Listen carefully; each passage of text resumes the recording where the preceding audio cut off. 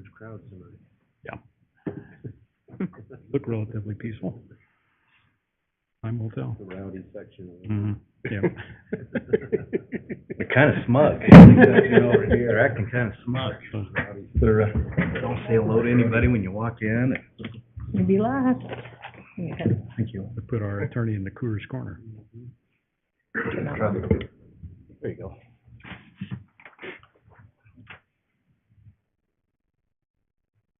Yeah, you're welcome. Here's your pen. Let me forge Chris's. Let me forge Chris's. I'll have to swing by. Is technology ready? Very good. Want to welcome everybody this evening to the Caldwell Urban Renewal Agency regularly scheduled meeting. It's November 13th, 6 p.m., and we will ask our secretary to call the roll, please. Commissioner Porter? Here. Commissioner Doty? Here. Commissioner Warwick? Here. Commissioner Brooks? Here. Commissioner Moore? Here. Commissioner Allgood?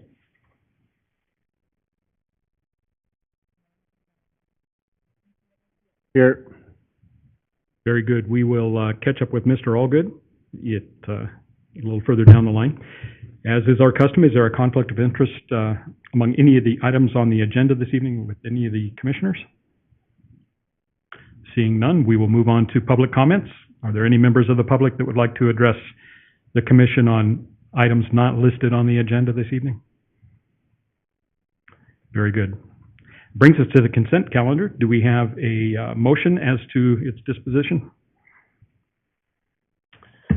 Mr. Chair. And your name again? I think it's Doty today. Mr. Doty. Yes. I'll make a motion that we approve the consent calendar. Very good. We have a motion by Mr. Doty it was, and do we have a second? Second. A second by Ms. Warwick. Would the secretary call the roll, please? Commissioner Doty? Yes. Commissioner Warwick? Yes. Commissioner Brooks? Yes. Commissioner Moore? Yes. Commissioner Allgood? And I'm Yes. Commissioner Porter? Yes. Commissioner I can do it again. We can go around. We can go around one more time. Very good. Thank you. Brings us to our first item of old business. It's an action item to approve a resolution authorizing the extension or execution of a revised and updated development and disposition agreement with TS Development. Welcome, Mr. Hilty. Thank you, Mr. Chairman. Good evening, Commissioners. Before you tonight is, as the agenda indicates, revised and updated. So this pertains to the property located at 510 Arthur, which is just sort of kitty corner from us over here. That was the subject of an RFP. The successful responder was TS Development. We've been working with TS Development to kind of finalize the DDA. There was a DDA that came before the commission in the spring. It was signed.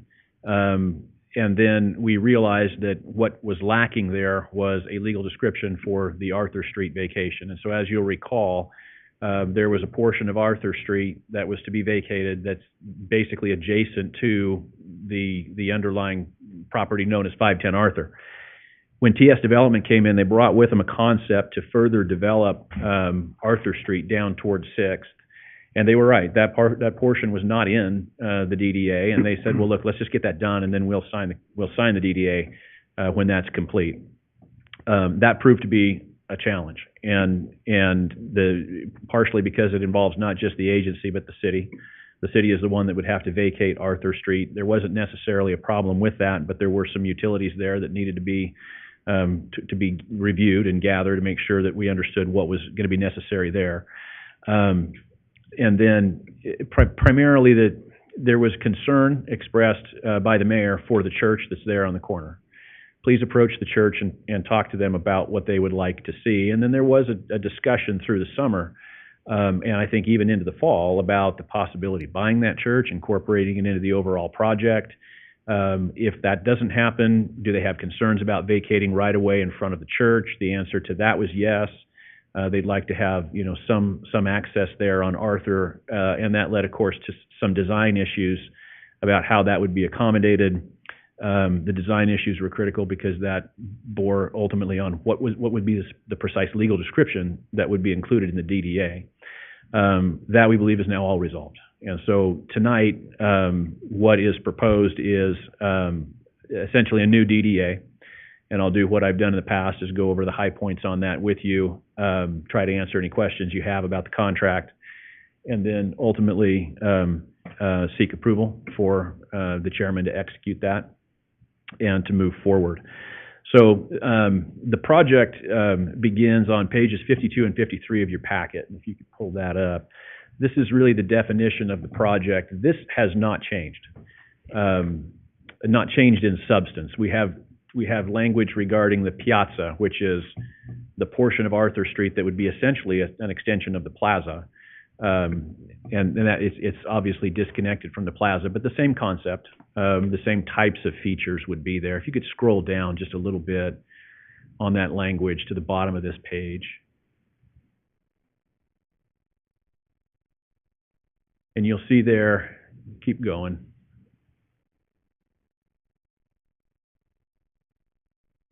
The project is a 3-story structure. The first floor is just under 12,000 square feet. Go ahead and scroll to the top of the next page. The middle story is flex space, which would be residential or office, 9,200 square feet. And then on the top, 2,465 square feet. Again, these figures have not changed. The design has not changed. As you go on down, there's reference to that piazza. An additional complicating factor on the piazza was it would not be transferred without certain conditions, right? It was not going to be vacated in favor of the developer for them to turn around and sell it or for them to put a building on it.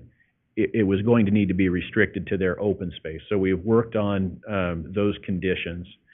There was also a reference in the DDA that the agency would make the property quote unquote shovel ready. I think that's a term you're familiar with. And really what it means is it's cleared, and then any environmental contamination that's encountered is handled at agency expense.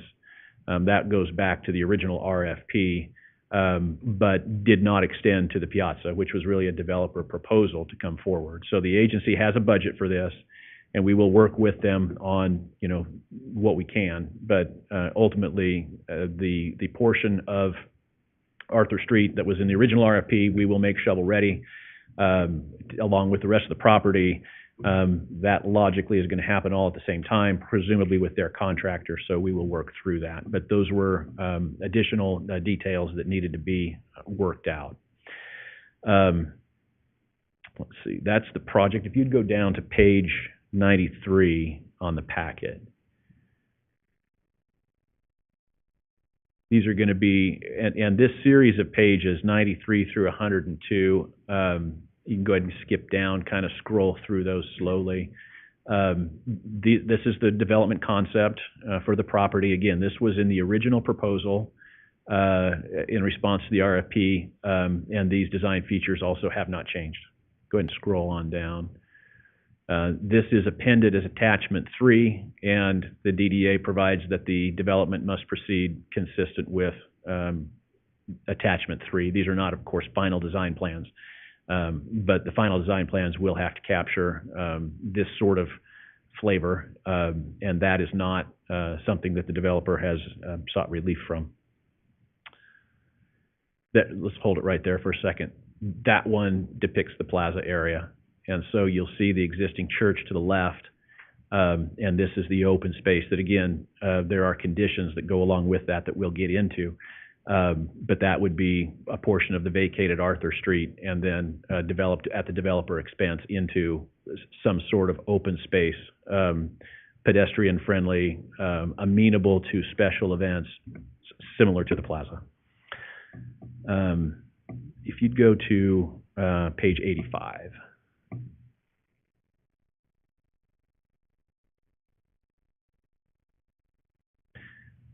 This is an aerial depiction, and it goes along with the legal description. And you'll see the shape of Arthur Street down there on the very bottom right. That was designed to accommodate continued parking along 6th and give them a spot to back up. It'll be nose in toward the church building, and then they can back there to what would be the right to leave. That cross-hashed portion of Arthur is where the plaza will be, and that's called out specifically because the conditions apply there. They do not apply to the rest of the development. Of course, there are conditions that do, but the requirement to maintain it as open space and permit public access applies only to this part. And then there's also a distinction in whether or not the agency pays to make that shovel ready. All right, page 272.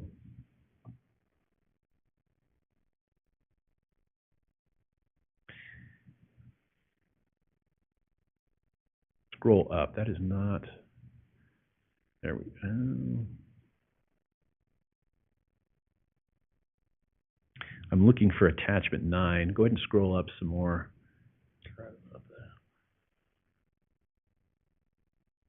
My apologies. I thought it was page 272 in your packet. Pretty close, right there. Does anybody see where attachment 9 is, what number it is in the packet? It's right above that. Right above. Where you were, Keep, other direction? Other direction. so down towards the bottom. Yeah.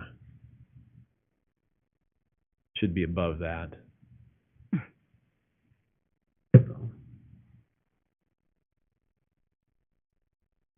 Stevens? Try 262.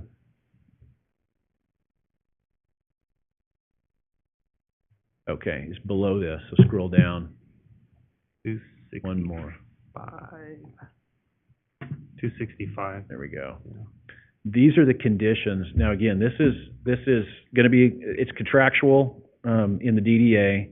These are conditions that will be imposed by the city of Caldwell in connection with the vacation of that right-of-way on Arthur Street. And it'll be it'll be a recorded instrument, either a deed restriction or some kind of restrictive covenant. But you can see there that the access, periodic access for the church is preserved as long as the church, the current owner of the church is there. Generally open to the public. It'll be improved at the expense of the developer to be generally similar to Indian Creek Plaza. Developer should maintain the piazza in substantially the same condition as it is on completion. So the maintenance obligation also falls on developer. I did hear very late a little bit of pushback on number 5 about whether or not every single improvement or addition may need to be approved, and we may carve out, some simple things, trash cans and benches and landscaping and that kind of stuff when we get to the final deed restrictions. But that is the way it's worded for purposes of the approval tonight, and it'll stay that way if you approve it. And then, of course, set forth in a recordable restriction. All right. Scroll back up to, I don't have attachment 2. And my apologies, that's going to be on about page 87. Like you said, that is go down. This is going to be very difficult to see. This is the schedule of performance, which is a little bit different than it in format. Our developer here has a construction company. So instead of coming from the development community who hires contractors, we're dealing with contractors who also engage in property development. And so if you've been around construction contracts, this is what you see for a schedule of performance. And so it's got not just the line items on the left, but also the critical path and non-critical path indications by the months and so forth on the right. I'll give you the highlights. It's at the risk of oversimplifying, it's basically broke down into 3 different phases. Between now and January, there are deadlines and timeframes for updating the title work, a phase 1 environmental assessment, design review, which is a process required for downtown development. Evidence of financing actually is currently scheduled to be presented to us on Christmas Day. That needs to be approved by the agency. So if it comes in that dead week between Christmas and New Year's, it'll be timely, and then it'll be before the agency for approval. And then closing on the property. In that, again, that's between now, January and February. The second time frame, January to June of 2024, would be final design and building permits, and with construction to commence in August of 2024 and conclude in June of 2025. I think that concludes my report. Again, I know it's a lengthy document. I tried to give you the highlights. I'd be happy to stand for any questions you have. Very good. Thank you, Mark. Questions for Mr. Hilty? Mr. Chair, Mr. Doty? so how much, monies have we allocated, much like the DeChase property? So in addition to the street being prepared and ready to be shovel-ready, have we allocated additional monies to them, much like the DeChase property? No, sorry, I thought you were going a different direction. That's There fine. is no incentive paid for portions of their development. That's not part of this project. There is money set aside to make sure that we can fulfill our shovel-ready obligation, and I think that's about $42,000. But that'd be money specifically for obligations of the agency under the contract. There's no incentive. And to me, just from my experience here, 42 seems kind of low. Are we having to move utilities as well? Because clearly 42 isn't, is that going to cover, 42,000 is going to cover that, plus moving utilities? I was not involved in establishing that number. That was something that I think the engineering department was involved in working with, and Rochelle has allocated the funds that way. Maybe Rob can give us some insight. So originally the budget was not 42,000. There was about 125,000 spent or budgeted originally between two properties. Of that budget, about 42,000 is remaining from that 125,000. So So the utilities been moved, or, I guess I want to just make sure 42,000 is enough to, We're down the building. right. That's what we did with some of that money, right? So, Commissioner President, Commissioner Doty, we have not, we're waiting for a site plan so we can figure out how the utilities need to be moved. And then once we have that, we can put a number on it. I'm guessing that 42,000 is probably going to be close to what we need. It's a matter of relocating a couple storm drain lines, a storm drain vault, and then there's a water line that can either be relocated or abandoned. And so we're looking at those options, and we're hoping, obviously, we want to keep the cost down as much as we can. But we don't know exactly what the extent is, what the cost is going to be, because we don't know exactly how it's going to be laid out yet. We're still working on that. Mr. Chair. Mr. Doty? And that's my point, right, is we seem to always run into things that are unexpected, or once we start digging some of that old ground up. And so we've already had to cancel one project, right, one large project. So I'm just concerned if it goes over 42,000, who is going to pick up any money beyond 42,000? Or does Urban Renewal even have the money to pick up if it goes over 42? I can let Ray Lynn speak to the funding, but in my estimation and per the agreement, we're obligated to relocate those utilities. And so whatever the cost is to do that is what the agency will have to pick up. Our objective will be to try to get it under the 42,000, but we just don't know yet where it's going to be.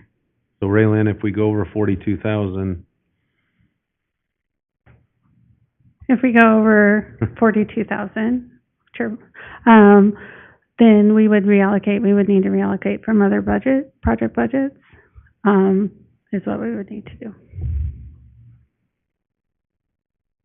or the city would have to step in from the streets and add additional monies to that? The other option would be that the Urban Renewal Agency operations budget could pick that up, or the city, if it chose, would be obligated as well. As it states in here, correct?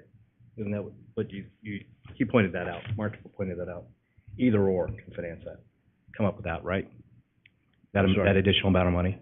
The city is not obligated. I thought it said in section 9 there that the city, agency and city was responsible or could share in that. Which section are you referring to? Very 265, section 9. Attachment 9, I don't think it spoke to utility relocation.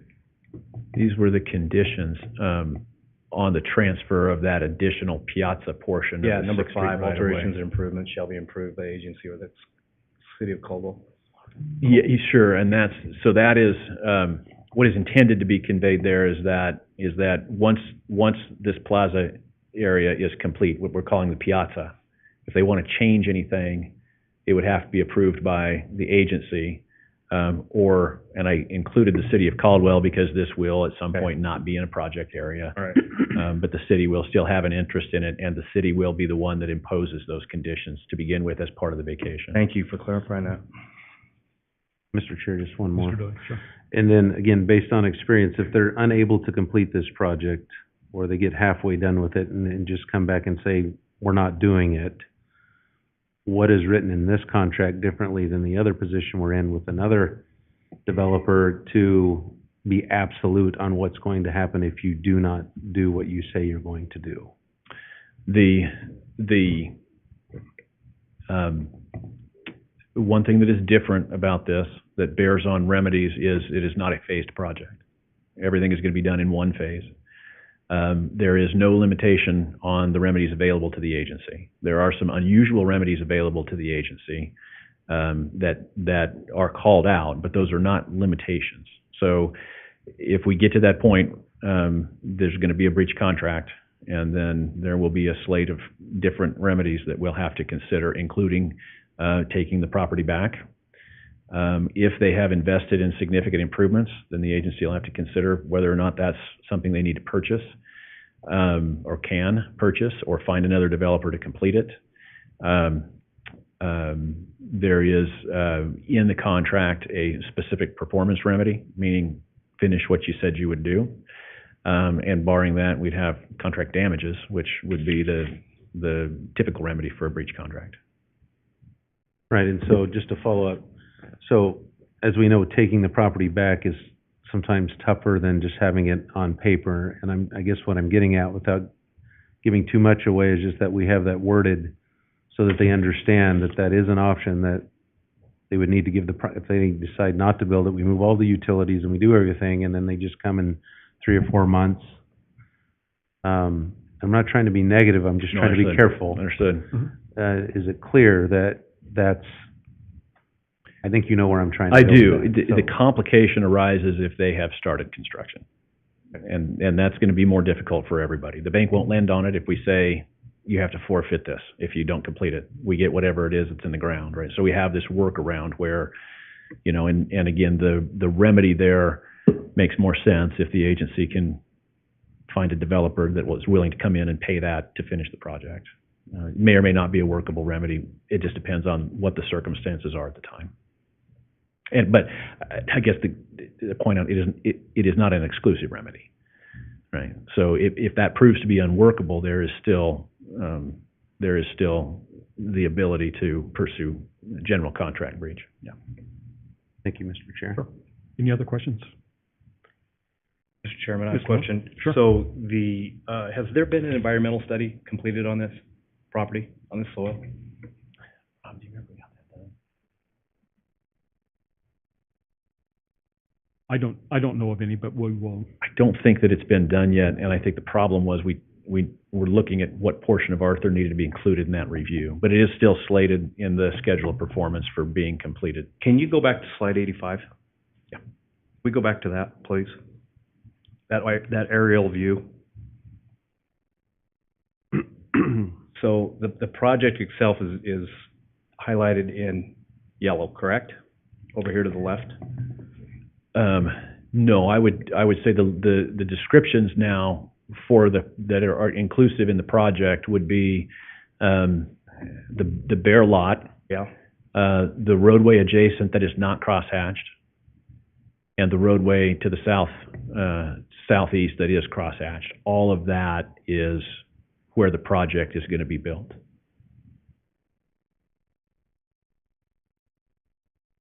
And none of it has been tested? Nothing's been tested so far? Yeah, I think there has not been a phase one.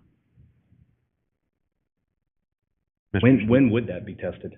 When's just looking at the contract, and I can go through it, but as a question right now, not to call everybody here on the carpet, but just Understood. what's the estimated time of that? I I just don't want that to throw us into a year spin. Understood. That is scheduled in the proposed schedule of performance to be done before the end of the year. Just late December or early January is the deadline on it. Late January, okay. Mr. Chairman, I have a question for Mr. Hilty. take me through the evidence of financing, that timeline, would you? Just explain that to me one more time. Sure. The timeline for it is right now in the attachment 2, which is a scheduled performance. It says there's a window in there. December 25th is when they would have to have that to the agency. The agency has a 15-day window to review and approve that evidence of financing. They have, I think the way this was done was their proposal is that window, that 15-day window, closes on January 14th, which I believe is the agency meeting in January, where that would occur. So how they came up with the December 25th date, I don't know. If they have it to us that week, it will give us our 15 days. Gotcha. Okay, so I'm looking at this agreement here in section 4.2. It says time to approve evidence of financing. It says no more than 20 days after receipt of the agency's, I guess we can notice a bill stating that the reasons for such disapproval and developer shall promptly resubmit its evidence of financing capability as modified to conform to agency's requirements, not more than 20 days after the receipt of the agency's disapproval. So if we disapprove of the financing, they have up to 20 days to rectify that. Is that what it is? Yes, that's correct. And so my apologies, I misspoke. I said 15 days, and it is just 20 days. Saw that, and I'm like, okay. You're right. That makes the December. That's how they figured the December 25th. Yeah, no, you're fine. And then lender modifications. The parties acknowledge that substantial debt financing may be necessary for the development of the project. Developer may submit for agency approval, and agency shall reasonably consider modifications to this agreement requested by developers, lenders, or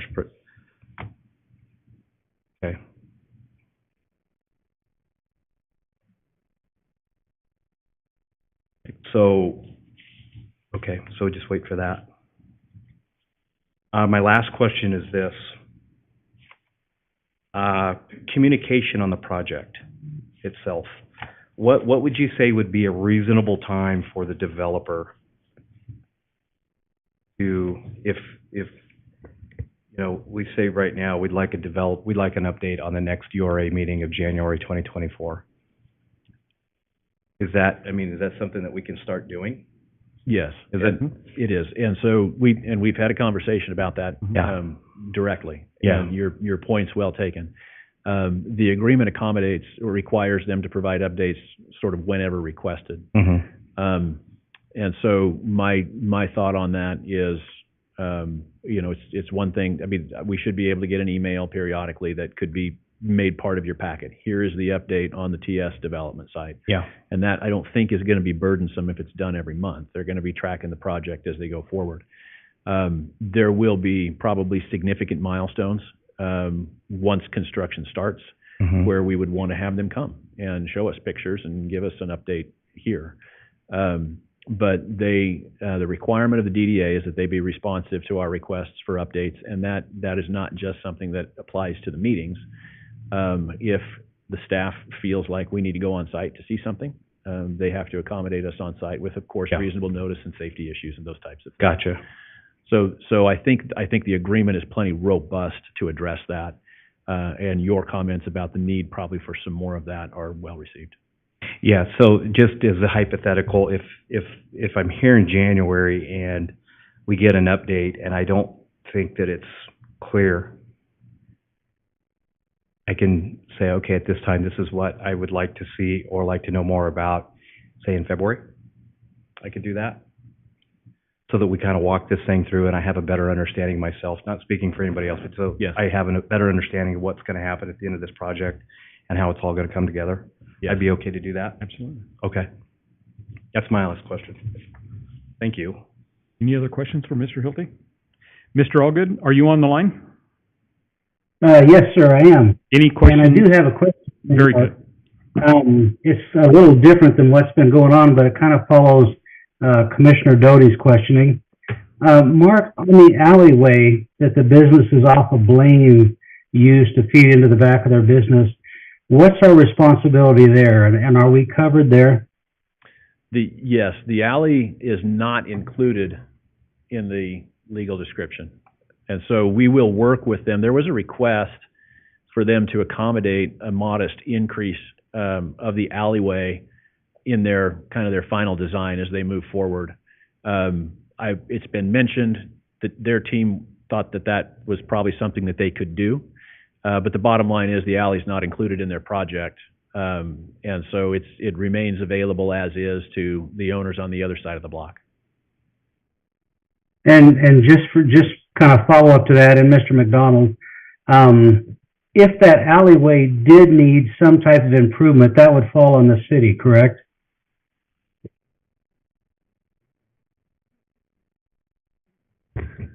Commissioner Allgood, the answer to that is the alley is looked at as public right-of-way, and so typically if a development is coming in adjacent to an alley and the alley is in disrepair, it generally falls on the developer to also pave that alley if that is needed. And I'm not sure why this project would be any different, and I'm not aware of any discussion different than that. I think it would be there. I think they are taking some access off the alley, and so it would be in their best interest to have an alley that's functional and looks nice. Can you tell us what the condition is of the alley now? Is it good to go now, or will it need updated? Commissioner Allgood, I know that some of it is in poor condition. Okay. All right. That's what I was wondering. Thank you. Any other questions for Mr. Hilty? Okay, very good. Thank you, Mark. Thank you. Right, what would the commissioners like to do about this resolution? Do we have a motion? Mr. Chair, Ms. Warwick? I make a motion, we approve the resolution authorizing the revised DDA with TS development. We have a motion in favor. Do we have a second? You can give it to someone. Okay, I'll second that. All right, we have a second by Adam. Any further comments or questions? Very good. Would the secretary call the roll? Commissioner Warwick? Yes. Commissioner Brooks? Yes. Commissioner Moore? Yes. Commissioner Aldous? Yes. Garcia? Yes. Commissioner Porter? Yes. Commissioner Doty? Yes. Very good. We're off and running on that one. Takes us to new business, and that's to accept the notice for a public hearing to be held on Monday, December 11th, 2023, pertaining to amendments to the 2024 Urban Renewal Agency budget. Good evening, Raylene. Good evening, Commissioners. This is to set the public hearing for December to add the budget for the East, finish up the East budget for projects, since we did not include that in our budget for fiscal year 24. This finalizes the budget for that. Any questions? Do we have a motion? Mr. Chair, Mr. Doty? make a motion that we accept the notice and publish it for public hearing to be held on Monday, November 11th, 2023. December, what did I say, November? Right, we have a motion. Do we have a second? No, second. Second by Mr. Brooks. Would the secretary, well, we can just take a voice vote, can't we? All in favor? Aye. Any opposed? Aye. Very good. Takes us to the next item, invoices for payment. Raylene, back to you. There's quite a few this month because we're closing out fiscal year 23. So I'll go ahead and list them out here. $129,653 for project 15, $24,731.95 for project 28, $393.65 for project 4, $772.90 for project 4, $16.77 for project 16, $117,241.15 for project 5, $10,110.76 for project 13, $2,300 for project 10. There's a negative $46.06 for project 22, $103,038.81 for project 2, $18,900 for November's economic development contributions, and then $900 for October's economic development contributions, $84,849.15 for project 20, $497,000, $281.99 for project one, $102,494.73 for project nine, $49,375.46 for project nine, $54,143.66 for project nine, $60,077.48 for project nine, and $6,435 for October attorney's services, and $6,900 for project eight, for a total of $1,269. $1,269,570.40. It's a mouthful. Yeah. So, Okay, questions for Ray Lynn? Mr. Chair, I have a statement that I'll make this evening about this, if that's good, whenever you're ready. I'm ready.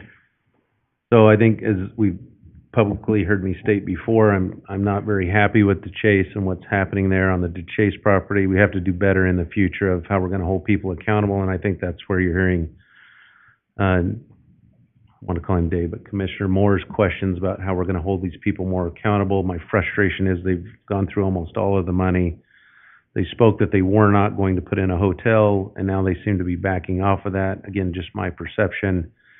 So for us to hold good so that we're not in violation of the contract and our promises, we're probably going to have to approve this money. However, I expect the Chase to start on their hotel, as they're required to, by, I think it's November of 2024. So if we'll hold up our end by authorizing the money, we should see a hotel up on that property within the next couple of years by the Chase, it sounds like. So that's my 2 cents on that. Thank you, Mr. Doty. Ray Lynn, I notice on the project list sheet, several of the items have dropped off that are referenced. Was there a reason for that? so Rochelle does the project list and she puts it together, and I will say as they zero out, she starts to just hide them. I can definitely send out a full list of the hidden ones that are zeroed out to the committee if you guys want to see them zeroed out with the full budgets. I apologize for that, so. Thanks, that's a good explanation. I would like to see them, but Yep. that'd be great. Okay, do we have a motion in regard to these invoices for payment? Mr. Chairman, Mr. Brooks? I move that we approve the invoices for payment as presented. Very good. We have a motion for approval. Do we have a second? I'll second. Second by Mr. Garcia. Any further questions or comments, speeches? Mr. Allgood, everything good? Everything's good, thank you. Okay, very good. Would the secretary call the roll? Commissioner Brooks, Yes. Commissioner Moore, Yes. Commissioner Alvis, Yes. Commissioner Garcia, Yes. Commissioner Porter, Yes. Commissioner Doty, Yes. Commissioner Warwick. Yes. Very good, thank you. Brings us to our treasurer report and the monthly cash reconciliation. So I have provided you kind of with a different report, as I said I was going to kind of explain where the funds are going and how much cash we have. So our current cash, as you can see, we have a total of $9,156,248.46 between both the LGIP and the Banner Bank account. But you can kind of see off the second report that I provided the breakdown of what interest, where the buckets are going, and where the invoices that you guys are approving, where the cash is coming out of, so you can see how much is remaining. So it kind of gives and also a budget to actual of what's remaining in the budget. So hopefully it'll give you clearer outlook on how the agency is operating and give you more of an understanding of where we're at, so. Very good, thank you. Mr. Moore, you're the banker, did you have any comments on? I The haven't even had a presentation? chance to look at it, I'm Okay. sorry. All right, no problem. Just got Sorry- to it. Sorry to put you on No, the you're spot. okay, you're fine. Do we have a motion in regard to our monthly cash reconciliation report? Mr. Chair, Mr. Doty? I'll make the motion that we approve the monthly cash reconciliation report. Okay, we have a motion for approval by Mr. Doty. Is there a second? Second. A second by Ms. Warwick. Would the secretary call the roll? Yes. Commissioner Warwick, Yes. Commissioner Brooks, Yes. Commissioner Moore, Yes. Commissioner August, Yes. Garcia, Yes. Commissioner Porter. Yes. Very good. That takes us to our treasurer report, action item B, or an update report on our project list. So I don't have too much other than we did meet with Mr. McDonald and we're going through the projects. A lot of them are on budget and working through them, so we're really on status. Couple of things I wanted to give you an update on, for the pickleball courts. The $18,000 fine that we did issue to the contractor has not been paid yet. What we are doing is short paying the invoice. So that is based off the contractor. That is what they decided to do instead of issuing us a refund. So we are reducing their payment to them by $18,000 because of the timeliness of the $500 per day that our Parks and Rec director decided to fine them. The other update, I think that's all the other updates that we have currently, so. Okay. Any questions for Raylene in regard to our project list? Chairman, I have a question. So Mr. Moore? the developer contractor agreed to that short of 18,000? Yes, With, you know, everything's fine with that, there's no recourse? They're yeah, fine no with that? recourse. Raylene, They actually reissued an invoice with that that amount, so.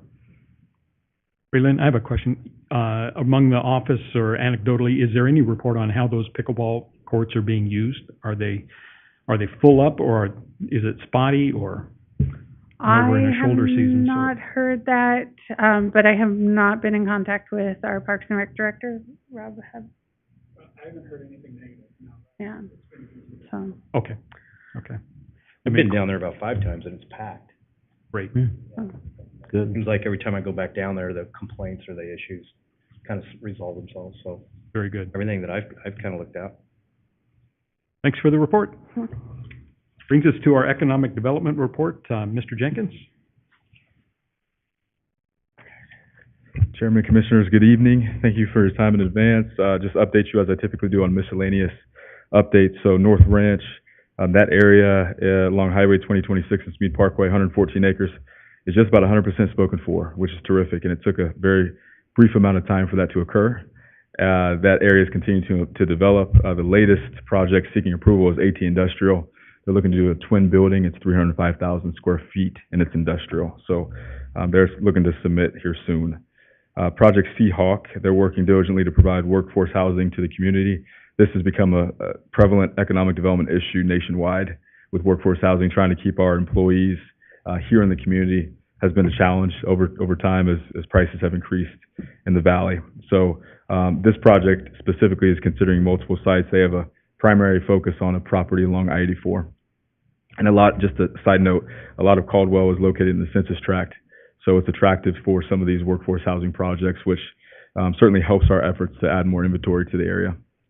Project DT, this is a large-scale project that will feature residential, commercial, and retail. This development will be seeking approvals to move forward in the near future. I'm excited about this one. It actually includes a large grocer within their project. Project Bright, this is a group that's looking at 2 sites, both of which are very close in proximity in East Caldwell. They're making a site decision in 7 to 9 weeks. They're moving forward with an application for a property tax exemption and the state's tax reimbursement incentive. So that's always a good sign when they're moving forward with the incentive packages that are available to users here in the market. Starbucks, they're breaking ground on a location on 21st Avenue, which is the College Marketplace in the spring. They'll be next to Clarity Credit Union. Chicago and 21st, this is a 4-acre property around that hard corner there on the southwest corner of Chicago and 21st. A prominent developer has that under contract. They're marketing that for retail development. It'd be a redevelopment project at that location. Project Richard, this is Obi Companies. We'll continue to work on the E&A for this development and move forward in the process. Conversations have been very productive thus far. Project Spot, we're continuing to work with this big box retailer. They've extended an offer on the property, moving forward with plans to open and operate in Caldwell. Hopefully that is accepted. If not, we have some plan Bs and plan Cs to move forward with, but we're excited about this group and their interest in our community. Amphitheater RFP, just so you're aware, disseminated recently, seeking interest from developers to bring a facility like that to the Caldwell community. We're continuing to embark on our objective to be a destination for the valley. So this will, in our minds, help to achieve that objective. Project Black, we're working with a national group operator looking to occupy space along Highway 2026 and or Cleveland Boulevard. So those are the two areas of interest for that operator. And then shifting gears to North Caldwell, the Urban Renewal District, we are working with District 26, the proposed project along Highway 2026 there in the district. They were working to solidify some access concerns there. Since then, the city has engaged with ITD along with this developer. We made some significant headway. We feel like we're in a good place to move plans forward. The next step in the process is for this developer to submit an application for annexation, which we anticipate happening in the coming weeks. So we're excited about that too, coming together after a long and arduous process of negotiation with ITD and some of our other highway partners in the area. And then secondly, an LOI has been signed for a project along I-84. This project will hopefully begin to assist the district with increment to move forward with the associated infrastructure projects that we have planned for the district. And then downtown updates, we're solidifying plans with the car park to bring paid parking downtown. We actually had a meeting here earlier this afternoon with the BID, the Business Improvement District for downtown businesses.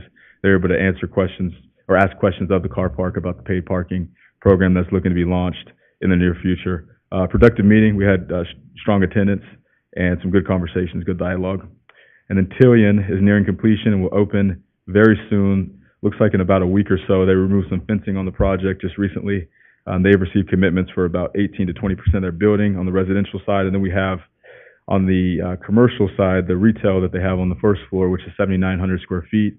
Looks like a restaurant group is going to move in on the first floor on one segment of it. Then they have an open unit and then another unit that's going to be potentially occupied by a user that has more of a brewery concept. So definitely some good users, some good interest. So we're excited about all that building coming to life officially. And then just miscellaneous updates beyond what's tangible here in Caldwell, just nationally. The labor market released a report last week revealing, not last week because I wrote this, and when I wrote it, it was that last week, but not this last week. But in October, 150,000 jobs were added compared to the previous month. So that was an increase that was unexpected, quite frankly. That's a decrease from September's 297,000 jobs that were added to the market, but certainly the increase is showing that the economy is still in a very unique but growing state. It's certainly hard to pin right now, but I just want to make sure you're aware of that. And then average hourly earnings saw a 0.2% increase, which is basically a 4.1% year-over-year gain.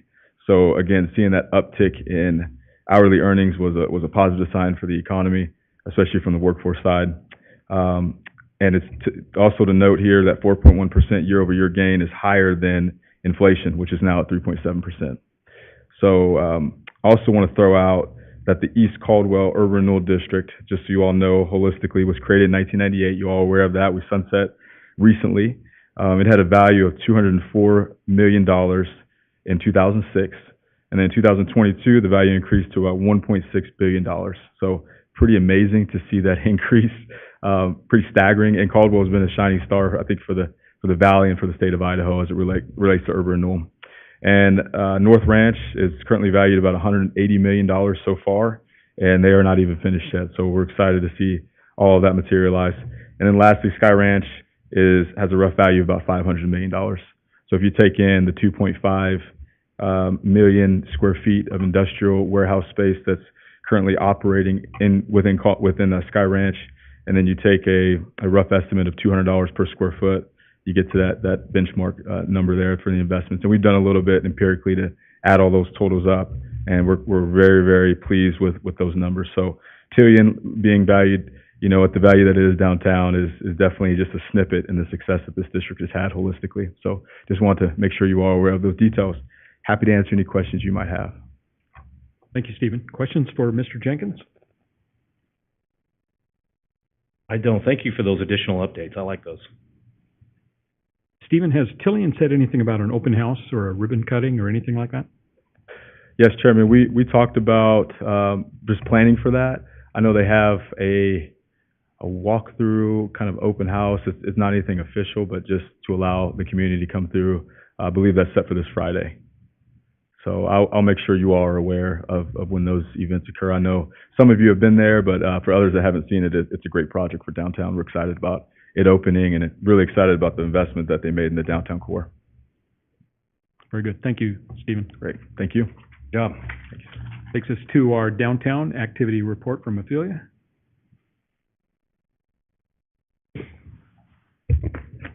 Good evening. I'll make mine a little bit more briefer here. So starting with downtown updates, Project Educate, that's been a little challenge to find space for those individuals. We're continuing to look at options as their last LOI decided to move in a different direction. So have a couple meetings scheduled this Wednesday with a couple of the buildings that are vacant at this moment. Project Zen, they're continuing to work with their investors. They're flying folks out of from Florida that are looking into helping them invest in this project. New projects, Project N, retail business seeking to add a secondary business to their location, offering unique beverages. You're going to start to see a lot of that within your downtowns, mainly because in the economic state that we're in, a lot of retails are needing some sort of secondary addition to their business to continue to thrive. Project C, retail business seeking to expand its business to downtown would like to be on the plaza. So again, continuing to work with those individuals. Project G, seeking office space in downtown Caldwell. One space has been identified that will meet their needs. Unfortunately, a lot of our older buildings in our downtown don't have that elevator, and of course that's a high expense, so still trying to work with them on their needs. Project Bread, retail business seeking to open new location near the plaza in Q1. Fortunately for Project Bread, they are currently occupying the space for a different use, so that use will change over now to more of a retail business. And then downtown vacancies, a lot of people have asked about the Ruby Bloom space, Hello Norman space. The owners of those spaces are vetting businesses at the moment. They do want a destination business for their spaces. And again, the reason for that destination business is so that they don't solely rely on that plaza activity. So they just want to make sure that they're able to stand on their own. Idaho Spice Company is opening up inside Oaks Brothers. Their grand opening is this Friday. So please stop in. They're a veteran company. You can find them throughout various markets, but they are opening up their first brick and mortar. The chef that owns this space used to work for Tower Grill out of Nampa, so he's got a lot of recipes to share. Hello Norman and Ruby Bloom, they're having a ribbon cutting this Thursday from 3:30 to 5:30 at their new location, which is 921 Cleveland, so you're invited to that. And then just one other note to make for downtown is that this is shoulder season. Shoulder season means it's a little quieter during September to about November 17th when Winter Wonderland kicks off. So if you're looking to do some shopping, make sure you stop and patronize our Caldwell downtown businesses. Very good, thank you. And that is all I have for you guys tonight. Thank you, Ophelia. Questions for Ophelia? Sure. Mr. Doty? No questions really, but could we get those ribbon cuttings or grand openings sent out? That'd be great. Yep, So I'll do that. instead of me grilling you on it, what times right now? So thank you. I'll send that over. I think the chamber sends them out. Yeah. They do. I just want to They make do. sure we cross them up. Yeah. And I can send you guys the pictures too. She sent some beautiful pictures of the new space, so in case you can make it, Yeah. you can take a look at that space as well. Thank you. Thank you, Ophelia. Mr. Allgood, do you have any questions for Ophelia? No, I'm good, thank you. Okay, thanks, Chris. Okay, that takes us to our attorney reports. Welcome again, Mr. Hildy. Thank you, Mr. Chairman. On this, the issue regarding property taxes, we continue to pursue with county. I have a brief update. And just as a reminder, I think I've reported on this 2 or 3 times. We met, the chairman and I met with them in August, shared our legal analysis as to why payment of increment should include a fair portion, or a pro rata portion of penalties and interest. The county commissioners had not been briefed on this legal issue, and so the meeting ended sort of before it began. The plan was to have the Canyon County Prosecutor's Office look into that, report to the commissioners, and then they were going to get up to speed on those issues and meet with us again. That's still kind of the status we're in.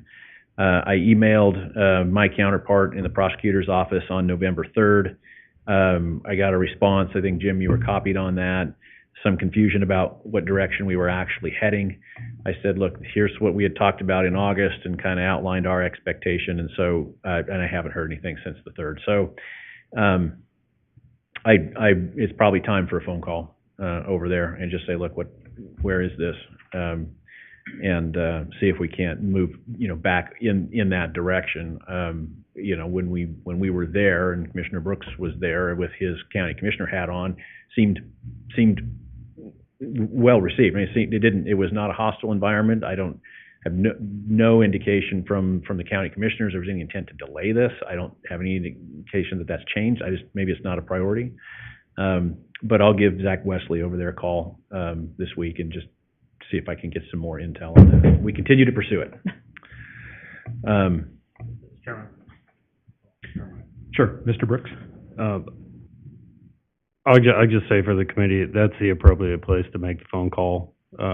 We bring it up probably every couple of weeks. We have a legal staff update as we have it every Tuesday and Thursday, but we bring up this topic.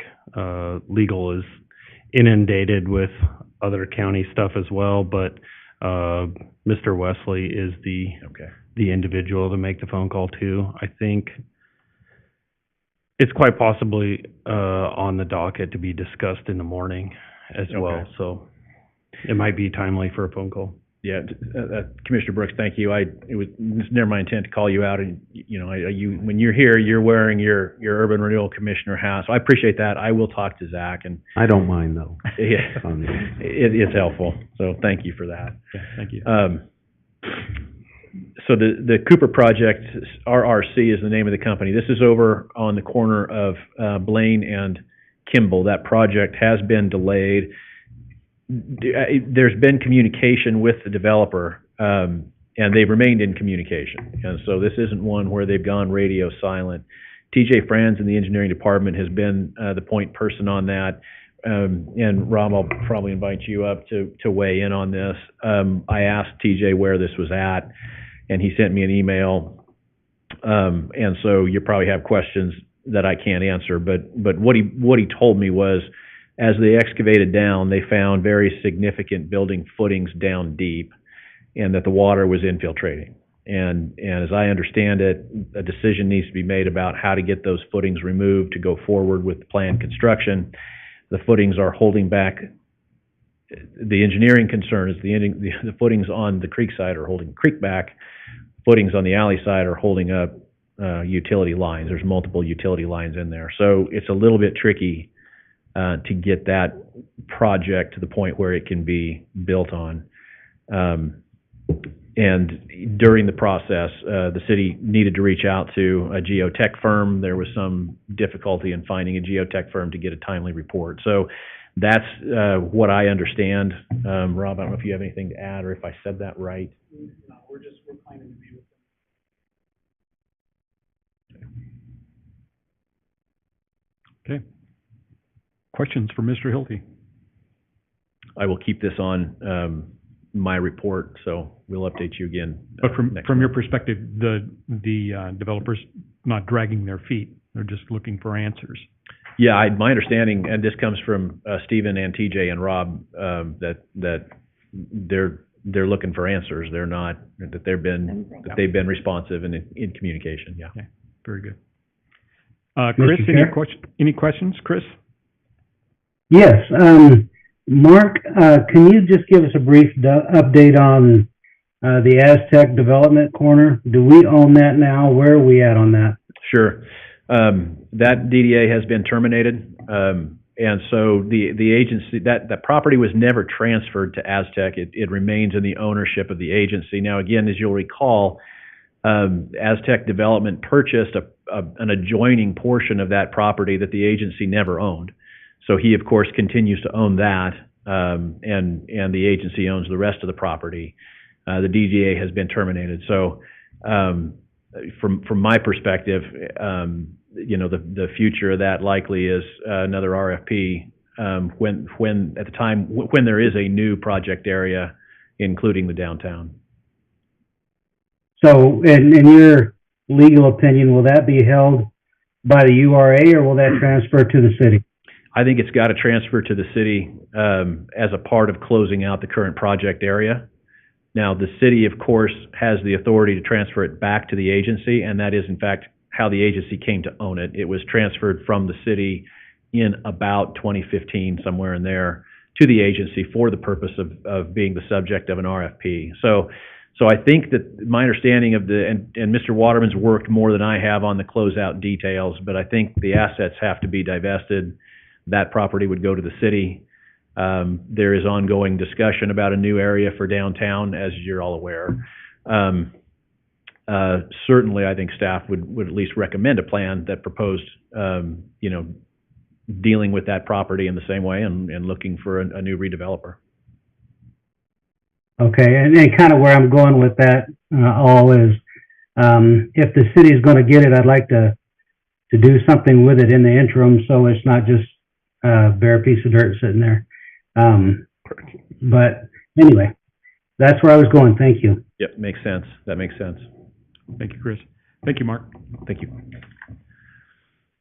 Okay, that takes us to our commissioner reports. Anybody with something to share this evening?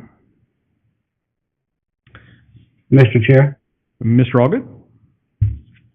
Yeah, just going back to the alleyway between Arthur and Blaine, for Mr. McDonald or Mr. Hilty or whoever, the reason I brought that up and my concern is this new project's going to take some time. It's going to be out of ways, but we have current businesses that use that alley for entry and exit, and I would hate to see them have to suffer with that dug-up alley for months and months and months. If we can find some way to make sure that their businesses are getting the appropriate access, I think it's important. Thank you, Mr. Allgood. Any other commissioners with something to share? Mr. Chairman, I have a question for Ray Lynn. Mr. Moore? On the monthly cash recon report, it says there's $32,000 in interest coming back to the agency. What number is that predicated on? Is that on the 9.2 or the 9.9 million? And what rate is that? Just curious. Which one are you looking at? This one here on the monthly cash reconciliation report, that $32,000 in interest coming back to the agency next month. Is that off the 9.9 or the 9.2? I have no idea. And if You're so, looking at the previous meeting minutes? Yeah. That was, in both, there was both the Banner Bank and some interest that we got over from the bond, from paying off the bond. So it was dual bond payment, and then our Banner Bank, we have 2% interest on our money market. That's what we have currently. And that's on two different accounts? So the One bond, account. when we paid off the bond, we got the remaining leftover interest. We won't have that any longer. But then our Banner Bank, we get 2% on our money market. So So then that 32 goes where? That 32,000? goes into our operating, goes back. So I keep most of our funds in the money market account as much as So it just rolls? yeah. Oh, okay. So At that 2%. to accrue Yeah. as much interest as possible. Okay, thank you. Thanks, Raylan. Well, I've got nothing to report this evening. We do need to move into an executive session. So do we have a motion? Mr. Chair, Mr. Doty? move that we move into an executive session pursuant to Idaho Code Section 74-206, Section 1D, for the purpose of discussing records that are exempt from disclosure provided in Chapter 1, Title 74 of Idaho Code. Thank you, Mr. Doty. Do we have a Second. second? Second by Ms. Warwick. Would the secretary call the roll? Do it that way. Commissioner Doty? Yes. Commissioner Warwick? Yes. Commissioner Brooks? Yes. Yes. Commissioner Allgood? Yes. Yes. Commissioner Porter? Yes. So we are now in executive